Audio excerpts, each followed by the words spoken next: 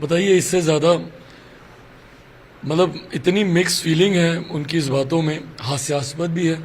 मुख्यमंत्री नीतीश कुमार जी का ये कहना चिंताजनक भी है।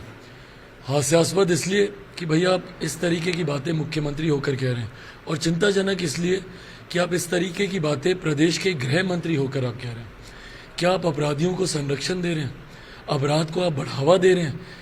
किसी प्रदेश के गृह मंत्री को आज तक इतिहास में मैंने कभी नहीं सुना कि वो बोले कि गोली चलाओ। आप इस तरीके से खुलेआम आप अपराधियों को आप कह रहे हैं कि गोली चलाओ।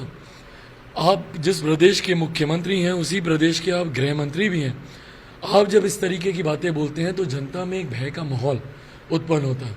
लोगों को लगता है कि अगर मेरे प्रदेश का गृह मंत्री, मुख्यमंत्री ही सुरक्षित नहीं है, अगर उसके ऊपर अगर गोली चल सकती है तो प्रदेश में किसी पे भी गोली चल सकती है।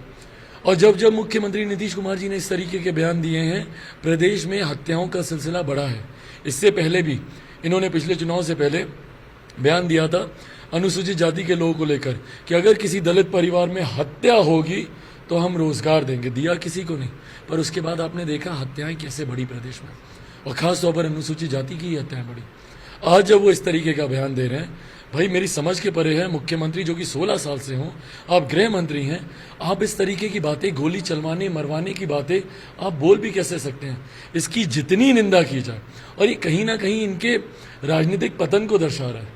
इन्होंने या तो समर्पण कर दिया अपराधियों और भ्रष्टाचारी लोगों के सामने, या इन्होंने उनको इतना ज़्यादा संरक्षण दे दिया है कि वो इन्हीं पर ही हावी हो गया। लालू जी ने भक्तचंद दास को अपमानजनक टिप्पणी की है और यह भी कहा है कि हमारी सोनिया गांधी से बात हो गई है। इस पर भक्तचंद दास ने कहा कि लालू जी झूठ। देखिए, मुझे नहीं पता कौन सही बोल रहा है कौन झूठ बोल रहा है, बात हुई नहीं हुई, पर जो टिप्पणी की गई है मैं उसका समर्थन नहीं करता हूँ।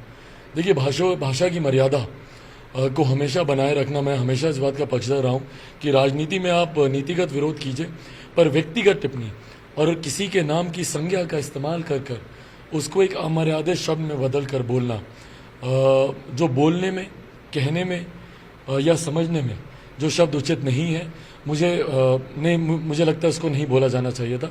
और ये कहीं ना कहीं आप व्यक्ति विशेष का भी अपमान कर रहे हैं, और वो जिस बिरादरी से आते हैं, कहीं ना कहीं देश में आज ये चर्चा उत्पन्न हुई है कि उस समाज का अपमान है।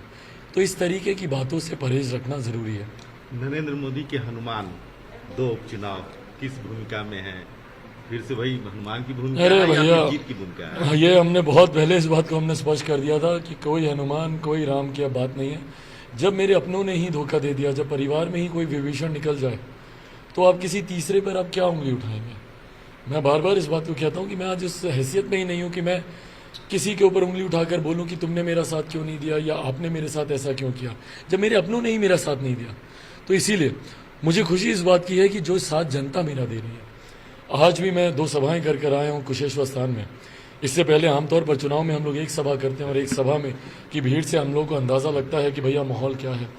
पर आज मैंने एक ही विधानसभा में 2 सभाएं की हैं कुशेश्वर स्थान में, और दोनों जगह की अगर आप भीड़ देखें, मैं अभी सोशल मीडिया पे अपलोड भी कर रहा हूँ, अपलोड कर भी दिया होगा आप, अगर आप उसको अगर आप देखेंगे तो वो अपने में दर्शाता है कि भैया किस तरीके से एक अपार जन समर्थन लोक जनशक्ति पार्टी रामविलास को मिल रहा है। और ये मेरे विश्वास को बढ़ाता है कि बिहार फर्स्ट, बिहारी फर्स्ट के साथ इस बार जनता अपना मतदान देगी। थैंक यू भाई। Thank you. नमस्कार, मैं हूं मानक गुप्ता। अगर आपको हमारा ये वीडियो पसंद आया हो तो इसे लाइक और शेयर जरूर करें, और हाँ, हमें सब्सक्राइब और फॉलो करना ना भूलें ताकि आप देश और दुनिया की कोई खबर मिस ना करें। तो जुड़े रहिए हमारे साथ और देखते रहिए न्यूज़ 24।